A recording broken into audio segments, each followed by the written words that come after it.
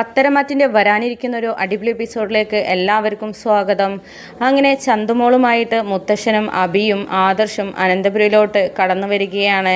ചന്തുമോളെ കണ്ടിട്ട് എല്ലാവരും ഞെട്ടിത്തരിച്ച് നിൽക്കുകയാണ്. ഏതാണ് ഈ കൊച്ചി, എവിടുന്ന് കിട്ടിയതാടാ, ഇനി ഇതിൻ്റെ ഒരു കുറവും കൂടെ ഇവിടെയുള്ളൂ എന്നൊക്കെ ജലജ ഇങ്ങനെ വാതോരാതെ പറയുന്നുണ്ട്. അപ്പോൾ ഇത് കേട്ടിട്ട് മുത്തശ്ശൻ പറയുന്നുണ്ട്, ഇനി ഇവൾ ഇവിടെയാണ് ജീവിക്കാൻ പോകുന്നത്, ഇവിടുത്തെ കുട്ടിയാണ്, ഇവൾക്ക് ഇവിടെ എല്ലാ അവകാശവും ഉണ്ട് എന്നൊക്കെ പറയുന്നത് കേട്ടിട്ട് ജലജയും ദേവയാനിയുമാകട്ടെ ഞെട്ടിത്തരിച്ച് നിൽക്കുകയാണ്.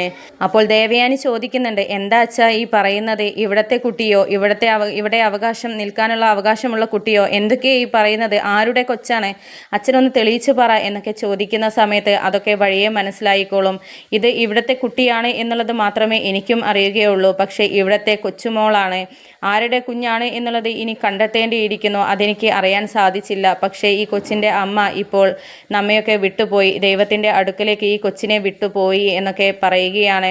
എന്നിട്ട് ഇനി മോൾക്ക് ഒരു കുറവും വരാൻ പാടില്ല, എന്നെ അഭയം പ്രാപിച്ചാണ് ഈ കൊച്ചിൻ്റെ അമ്മ എന്നെ വിളിച്ചത്, എൻ്റെ മോളെ സംരക്ഷിക്കണം, ഇവിടത്തെ കൊച്ചാണ് എന്നൊക്കെ പറഞ്ഞിട്ട്, അതുകൊണ്ട് ഇനി ഇവളെ സംരക്ഷിച്ചേ പറ്റൂ, ആരും ഇവളെ വേദനിപ്പിക്കാനോ ഒന്നും പാടില്ല, ഇത് റാണിയായി ഇനി ഇവൾ ഇവിടെ ജീവിക്കും എന്നൊക്കെ പറയുകയാണ്. അപ്പോൾ ആ സമയത്ത് ജലജ ചോദിക്കുന്നുണ്ട്, ആരും അറിയാത്ത ഒരു കൊച്ചിനെ എന്തിനാ ഇവിടെ കൊണ്ടുവന്ന് വളർത്തുന്നത്, ഇവളുടെ അച്ഛൻ ആരാണ് എന്നുള്ളത് കണ്ടെത്തിയിട്ട് അവരെ ഏൽപ്പിച്ചാൽ പോരെ, അമ്മ മരിച്ച കുട്ടികളൊക്കെ ഇവിടെയാണോ വളർത്തേണ്ടത് എന്നൊക്കെ ചോദിക്കുന്ന സമയത്ത് മുത്തശ്ശൻ പറയുന്നുണ്ട്, ഈ കൊച്ചിൻ്റെ അച്ഛനെ കണ്ടെത്തേണ്ടതാണ് ഇനി എൻ്റെ ഉത്തരവാദിത്വം, പക്ഷേ അത് ഇവിടെ തന്നെയുള്ള ആരോ ആണ്, എൻ്റെ 3 കൊച്ചുമക്കളിൽ ആരോ ഒരാളാണ് ഈ കൊച്ചുമകളുടെ അച്ഛൻ, അതിനി കണ്ടെത്തേണ്ടിയിരിക്കുന്നു എന്നൊക്കെ പറയുന്ന സമയത്ത് എല്ലാവരും ഞെട്ടിത്തരിച്ച് ഷോക്കായി നിൽക്കുകയാണ്.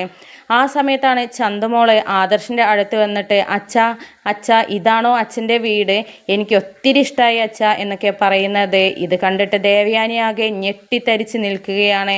ആദർശ, എന്തൊക്കെയായി ഞാൻ ഈ കേൾക്കുന്നത്, എന്തൊക്കെയാണ് ഇവിടെ കാണിച്ചു കൂട്ടുന്നത്, ഇതെന്താ നിന്നെ അച്ഛന്ന് വിളിക്കുന്നത്, എന്തൊക്കെയാ മോനെ, നീ എന്താ ഒന്നും മിണ്ടാതെ നിൽക്കുന്നത്, തല താഴ്ത്തി നിൽക്കുന്നത് എന്നൊക്കെ ചോദിക്കുന്ന സമയത്ത് ആദർശ് പറയുന്നുണ്ട്, അമ്മേ എനിക്കൊന്നും അറിയുന്നില്ല, എന്താ നടക്കുന്നത് പോലും എന്ന് മനസ്സിലാവുന്നില്ല, എനിക്കെന്തായാലും ഇങ്ങനെ ഒരു കുഞ്ഞ് ജനിക്കില്ല, ഞാൻ അങ്ങനെയുള്ളൊരു തെറ്റിലേക്ക് പോകുന്ന ആളല്ല എന്നുള്ളത് അമ്മയ്ക്ക് അറിയില്ലേ എന്നൊക്കെ പറയുന്ന സമയത്ത്, ഒന്നും അറിയാതെ ഈ കൊച്ചെങ്ങനെ തന്നെ അച്ഛ എന്ന് വിളിക്കുക, കാരണം കുട്ടികൾ അച്ഛ എന്ന് വിളിക്കുന്നുണ്ടെങ്കിൽ അവരുടെ അമ്മ നിൻ്റെ ഫോട്ടോ കാണിച്ചു കൊടുത്തിട്ടോ അല്ലെങ്കിൽ നിന്നെ കണ്ടിട്ടോ വളർന്നിട്ടാണല്ലോ അച്ഛ എന്ന് വിളിക്കുന്നത്, വെറുതെ ഈ കൊച്ച് നിന്നെ അച്ഛ എന്ന് വിളിക്കില്ലല്ലോ, നീ എന്ത് തെമ്മാടിത്തരമാടാ ഈ ഞങ്ങളെയൊക്കെ പറ്റിച്ചിട്ട് ചെയ്ത് കൂട്ടിയത്, നിന്നെക്കുറിച്ചിട്ടൊന്നും ഞങ്ങൾ ഇത്രയും വിചാരിച്ചില്ല എന്നൊക്കെ ദേവയാനി പറയുന്നുണ്ട്. ആ സമയത്ത് ആദർശ് പറയുന്നുണ്ട്, അമ്മ എന്തൊക്കെയായി പറയുന്നത്, അമ്മയുടെ മോന് ഇങ്ങനെ വഷളായിട്ട് നടക്കുന്ന ഒരാളാണ് എന്നാണോ അമ്മ കരുതിയത്, അമ്മ ഞാൻ പറയുന്നതൊന്ന് വിശ്വസിക്കുക, പിന്നെ എന്തായാലും ഇത് കണ്ടെത്തേണ്ടിയിരിക്കുന്നു, ഞാനും എന്തായാലും അതിൻ്റെ പിറകെ തന്നെയുണ്ട്, വെറുതെ ഒരു കുറ്റം എൻ്റെ മേൽ അടിച്ചേൽപ്പിക്കാൻ ഞാൻ ആരെയും അനുവദിക്കില്ല എന്നൊക്കെ പറയുകയാണ്.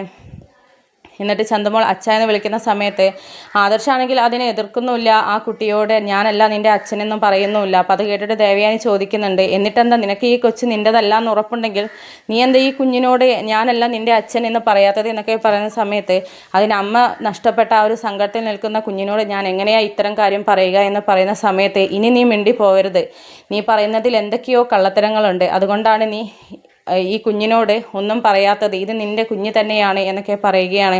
അപ്പോൾ ആദർശ് വളരെ ചൂടായി സംസാരിക്കുന്ന സമയത്ത് ദേവയാനി ആദർശിൻ്റെ മുഖത്ത് നോക്കി ഒരടി കൊടുക്കുകയാണ്. എന്നിട്ട് നീ മിണ്ടി പോവരുത്, നിനക്ക് എന്നോട് തർക്കിക്കാനോ എന്നോട് ചൂടാവാനുള്ള ഒരു യോഗ്യതയുമില്ല, കാരണം അത്തരം കാര്യങ്ങളാണല്ലോ ഇവിടെ ഇപ്പോൾ നടന്നുകൊണ്ടിരിക്കുന്നത് എന്നൊക്കെ പറയുകയാണ്. ഇതൊക്കെ കണ്ടിട്ട് നയന ആകെ തകർന്ന് തരിപ്പണമായി നിൽക്കുകയാണ്. എന്നിട്ട് ആദർശേട്ട എന്തൊക്കെയായി കാണുന്നത്, ഒരു സങ്കടം വരുമ്പോൾ മറ്റൊരു സങ്കടമാണല്ലോ ആദർശേട്ട, എനിക്ക് ഇതിന് മാത്രമാണ് യോഗം എന്നുള്ള രീതിയിലൊക്കെ സങ്കടത്തോടു കൂടി നയന നിൽക്കുകയാണ്. ആ സമയത്ത് ആദർശ് പറയുന്നുണ്ട്, നീ സങ്കടപ്പെടല്ലേ നയന, ഞാനൊരു തെറ്റും ചെയ്യില്ല എന്നുള്ളത് നിനക്കുറപ്പുള്ള കാര്യമല്ല, അതോ നീ എന്നെ സംശയിച്ച് തുടങ്ങിയോ എന്നൊക്കെയാണ് ആദർശ് നയനയോട് ചോദിക്കുന്നത്. അപ്പോൾ ഇനി വരാൻ പോകുന്നത് എന്താണ് എന്നുള്ളത് നമുക്ക് അടുത്ത എപ്പിസോഡിലൂടെ കാണാം. ഓക്കെ, വീഡിയോ ഇഷ്ടപ്പെട്ടാൽ ലൈക്കും ഷെയറും സബ്സ്ക്രൈബും ചെയ്ത് സപ്പോർട്ട് ചെയ്യാൻ മറക്കല്ലേ.